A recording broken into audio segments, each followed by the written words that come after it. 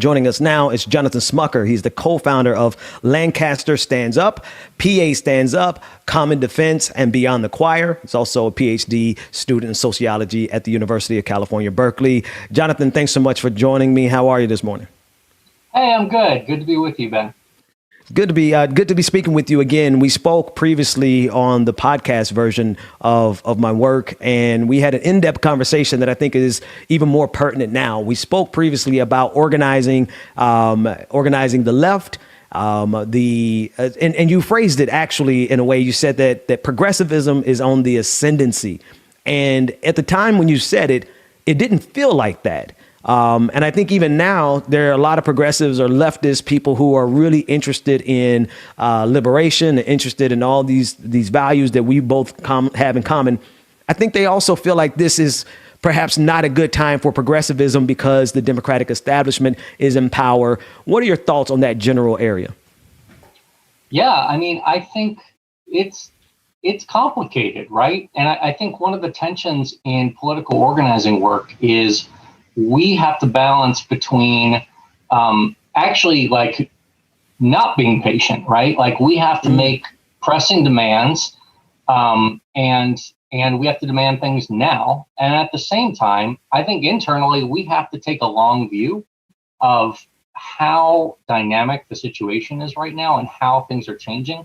And so, establishment Dems are in charge. Well, what else is new in that regard, right? The old guard of the Democratic Party, people who made their careers coming up, in the Reagan era, right? Mm-hmm. They've been neoliberals, right? Folks who have been, I know that word gets thrown around a lot, but we're talking about people who went along with free trade, people who went along with, all the Republican rhetoric on so many things, tough on crime, welfare queens, welfare reform, all these racist dog whistles, the expansion of the criminal justice system in this country, the continuing gutting of social programs, the colossal failure on healthcare.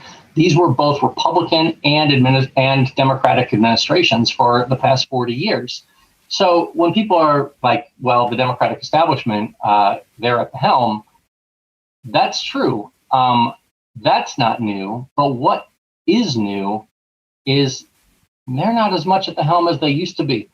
And we've got a really important foothold and power. We've got, people talk about the squad, people talk about Senator Sanders, and we should be talking about them.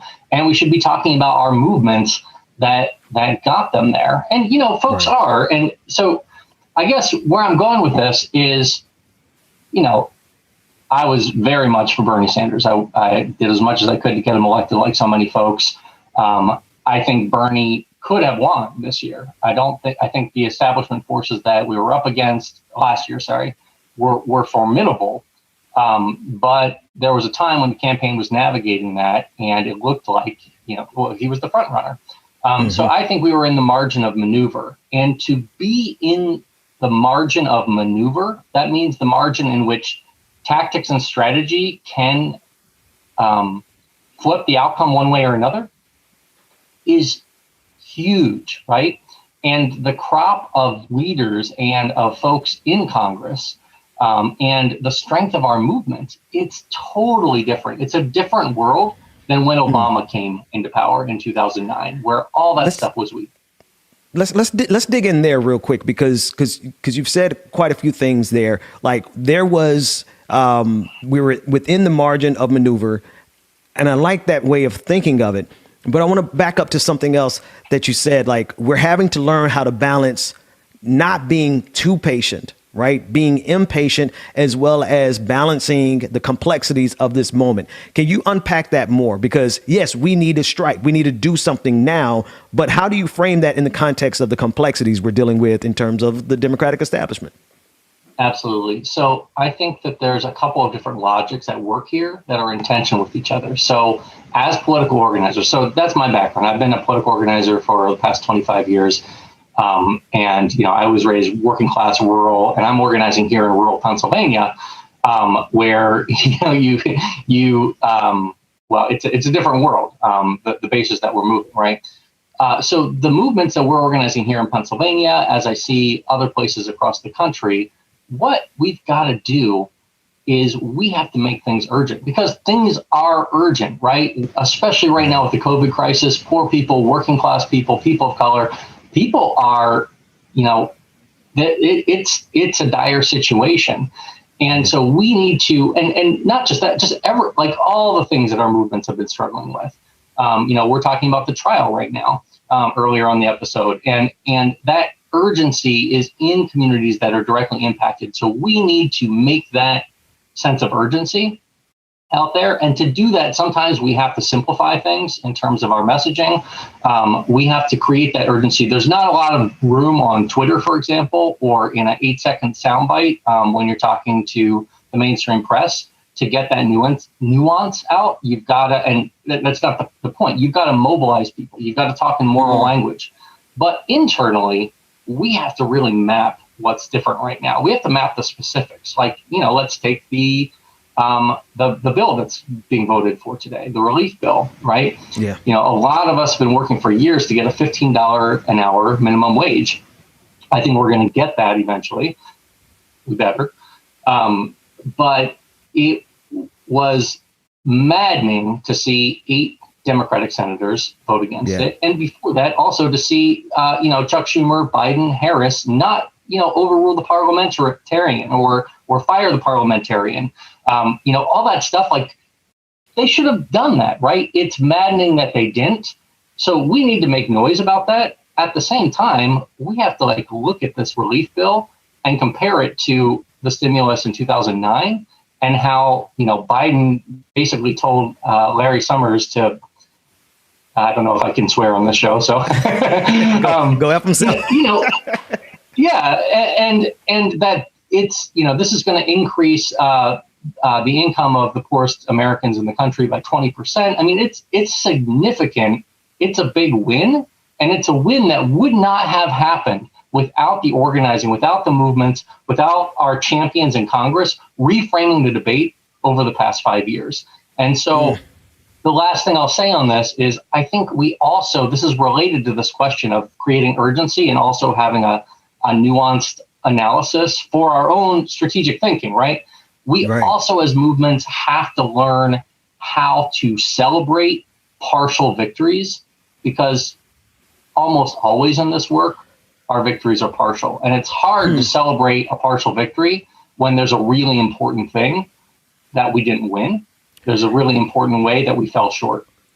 Let's talk about the differences here, right? Because you said we have to speak in moral language, especially in these sound bites, the mainstream media. But even in some of the longer, broader conversations, the online conversations, the YouTube conversations, the panels, and all these things, we are met with a level of reductionism that doesn't allow for nuance from our side, from the progressive side, from people who ostensibly are fighting for the same things that we are, but yet and still, when you have organizers, right? Organizers such as yourself, organizers in the South, the people who actually helped win Georgia, it's almost mandatory that they think and operate in a nuanced way. And you have this imbalance where the people who are out there doing the work have the nuance because, well, the work requires it. But even in some of our independent media, we don't have that nuance. So where do you find a balance there, or what is your message to that dichotomy? Yeah, I think, and the last conversation you were having with Torain, is that how? Torain Walker. Torain, sorry. I have a book by Torain on my shelf. There was getting at some of this, the tension in activism and organizing between the visible part, right, and that kind of there's a journalist, Zainab Tafechi. She talks about the economy of attention that's online, and I think it's having this is not all media, social media. It's so important, right? It's how people make meaning of things. We have to contend in it. This is not making an argument against engaging with it.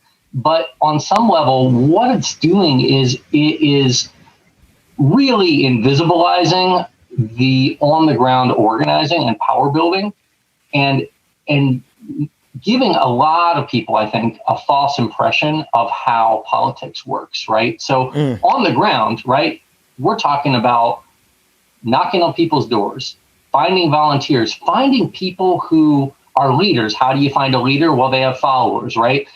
They have people that they influence, finding them, aligning them, developing their leadership, inviting them into leadership, making a field map of which neighborhoods you're going to knock, how you're going to build groups, all this stuff. It's hard work, right? So in some ways, it's kind of like the workhorses and the show horses, right? Like that's a metaphor for this, that hard work that doesn't translate into social media. It's not sexy. People don't retweet it. And so there's a real tension between that kind of in-depth, and it's not easy to learn too. There's a whole skill set that's invisible. I mean, people can learn it by stepping into it, right? It's not like, but it's like, it's a whole area of work and political skills that our movements really need to learn if we're going to be powerful, if we're going to get more champions in Congress and do more in the coming years. What do you say then to when we get these champions, quote unquote champions in office, right? What level of accountability can we actually hold them to in terms of maintaining the agenda that we sent them up there to accomplish? For example, the $15 an hour minimum wage struck down by the Senate, but ostensibly could be forced back into the legislation if about 6 Congress people in the House actually leverage their power. What do you say to that potential strategy, but also just to the broader conversation of how do we hold these people accountable when we send them up there on our behalf? Yeah, well, I'm going to put that there's an onus on our champions, right, for sure, to deliver. But I want to talk a little bit more about the onus for our movements, because those champions, Ocasio-Cortez, Ilhan Omar, Rashida Tlaib, and there's more, and they're growing, and they're also growing in state houses, which is also important across the country. We have to pay attention there. They want to have cover from us. They want to have a demand from us. They want our movements to be out there, organized, changing the common sense, making and articulating a popular demand, right? Because that's the only way they're going to be able to leverage power to get things done, right? So in some ways, accountability is one lens to look at it through, but and it can be an important lens, right? There's sometimes you elect somebody and they're just not doing what you want them to do. I don't think that's really the situation we're at with those champions that I just named. These are folks who I think are pretty fundamentally accountable to the movement, who want to do more. They don't have enough people in Congress to do more. And our movements still aren't strong and strategic enough to be making the demand and winning the popular fights. I mean, we're in a hard situation. We're getting a foothold on power for the first time in decades in this country. Progressive forces, organized working class people, and the organizations that we built, right? So I think the last thing I would say with this, the scenario you mentioned is an interesting one. And I think what's really important to recognize about, 6 people in the House could hold this up to do X. The first thing to recognize about that scenario is that is a tactical, a question of tactics and strategy, right? It's not a question of principles and vision. And so that kind of stuff gets really complicated. There's not really easy, cut and dry moral answers, right? Like with the $15 an hour minimum wage, that is actually juxtaposed with a relief bill that people are desperately waiting for that will make a huge difference in people's lives. So it's like, I don't want to cut people too much slack, and it's not our job as movements to cut slack. It's our job to make demand and let them sort it out. So I think that's what we should keep doing, is focus on our part, building power, building our voice, making the demand, changing the common sense.